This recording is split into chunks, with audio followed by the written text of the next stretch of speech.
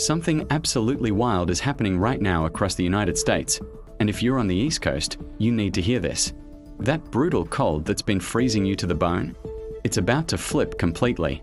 I'm talking a weather whiplash so extreme that parts of the Midwest are about to see 70-degree temperatures in February, while a massive ice crack just split Lake Erie wide open like something out of a disaster movie. And this is just the beginning of what's coming.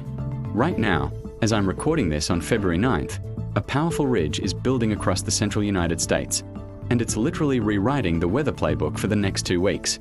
We are seeing temperature swings of 40 degrees above average in some areas. But here's what nobody is talking about yet. This same pattern is setting up a temperature boundary across the middle of the country that is going to become a battleground for multiple storm systems. We are looking at the potential for severe weather on one side and heavy snow on the other, and the timing around Valentine's Day is making meteorologists very nervous. Let me start with something that happened yesterday that's absolutely fascinating and shows you just how extreme this weather has been. NOAA satellites captured a massive crack forming across Lake Erie. We're talking 80 miles long and 3 to 4 miles wide. This thing is so huge you can see it from space. Here's what makes this remarkable. Lake Erie hit 96% ice coverage this week, the highest level since 1996. That's the first time in almost 30 years the lake has frozen this solid. The crack formed in just a few hours on Sunday as shifting winds and temperature changes caused the massive ice sheets to fracture. It's running from Port Burwell in Canada all the way down toward Cleveland, Ohio. And this isn't just a cool satellite image, this is genuinely dangerous. The Coast Guard and National Weather Service are warning people to stay off the ice completely. Just last week, 2 ice fishermen on a four-wheeler broke through a crack near Port Clinton and had to be rescued from frigid water. When you're talking about water temperatures around 32 to 39 degrees, you've got minutes before hypothermia sets in. Local officials are calling these NIN. Okay, now here's where things get really interesting from a meteorological standpoint. We have a confirmed stratospheric warming event happening right now that's splitting and disrupting the polar vortex. Multiple forecasting agencies have confirmed this. What that means in plain English is the polar vortex, that big circulation of super cold air that's usually locked up tight near the Arctic, is breaking apart way up in the mid-stratosphere. Now, when this happens, it doesn't immediately impact our weather down here on the ground. There is usually a delay of about 7 to 10 days before we see the effects at the surface. But when that connection happens, it typically means prolonged cold and repeated storm systems. Several weather models are showing this could set up around or just after February 15th. Right now though, we've got this atmospheric interference happening. There's a Madden-Julian oscillation, which is basically a powerful tropical atmospheric wave that's temporarily shielding parts of the central and eastern US from that stratospheric disruption. So even as the polar vortex is collapsing high above us, we are seeing this warm ridge build at the surface. It's like 2 completely different weather patterns are fighting it out. This week, that warm air is going to continue spreading. By Tuesday and Wednesday, a relatively weak cold front will drop through, but it's not going to be significant. Temperatures will only drop maybe 10 to 20 degrees, and then they're going to warm right back up as we head into Thursday and Friday across the Great Plains.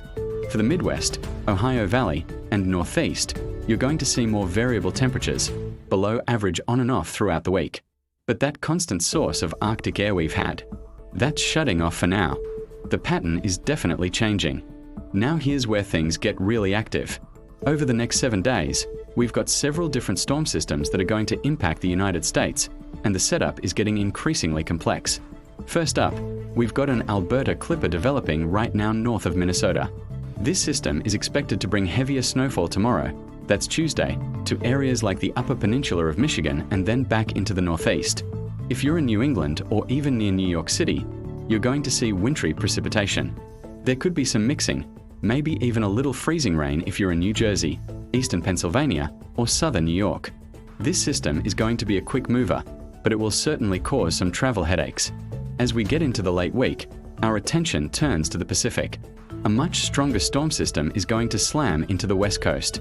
This will bring very heavy rain to California and heavy mountain snow to the Sierra Nevada. This is going to be a significant atmospheric river event, with the potential for flooding and mudslides in some areas. That system will then track eastward across the country, likely bringing a mix of rain, snow, and maybe even some severe weather to the central US as we head into the weekend. We'll be watching that one very closely. Thanks for watching, and be sure to subscribe for more updates. Good morning, everyone, and thanks for tuning in. let's jump right into your national weather forecast. By Wednesday morning, that clipper system we've been tracking will be shifting offshore. We'll still see some lingering snowfall across the Appalachian Mountains and northern New England. For those of you in New England, get ready for another 3 to 6 inches on top of the foot of snow you already have. Upstate New York, areas around Buffalo, and northwestern Pennsylvania can expect a couple of inches as well. As we head into late Wednesday and Thursday, a large area of moisture will be moving through the Rockies and along the West Coast. This is fantastic news for skiers, as we are expecting significant mountain snow, something we haven't seen a lot of this winter. Now, let's talk about the big story for the second half of the week and into the weekend. A boundary is going to set up across the Central Plains and stretch back into the southeast. This will act as a training line, where storms will repeatedly develop and move over the same areas. For Thursday and Friday, we are anticipating a weaker low pressure system to form over Kansas and Oklahoma. While this doesn't look overly intense right now, it will bring the chance for snow showers to parts of the Midwest and showers and thunderstorms across the Deep South on Friday. And this is what has my attention. This setup could bring a return of some isolated severe weather around Friday or Saturday. Look at how warm it's going to get by Friday. Dallas and Houston could easily top 80 degrees. When you combine that kind of heat with the moisture streaming up from the Gulf of Mexico and then add a front into the mix, you have all the ingredients for severe weather. We are looking at Saturday as a key day, with a long line of showers and thunderstorms potentially firing up across the southeast. Meanwhile, the Pacific Northwest is about to get hammered. A significant atmospheric river event is on the way, which is going to dump a lot of snow in a very short amount of time in the higher elevations. This is the kind of system that can deliver feet, yes, feet of snow to the Cascades and the higher peaks of the Northern Rockies. Finally, let me tell you what has meteorologists really watching the maps closely. There's a storm signal showing up in the models right around Valentine's Day. Now, this isn't locked in yet. We're still about 5 days out, but the computer models consistently suggest a developing low pressure system. This could bring what we call a classic split impact, meaning a mix of heavy snow, ice, and rain for a large part of the eastern US. It's still too early for specifics on location and timing, but it's a significant signal that we'll be monitoring very closely in the coming days.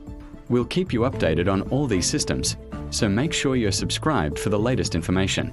Thanks for watching, and stay safe out there.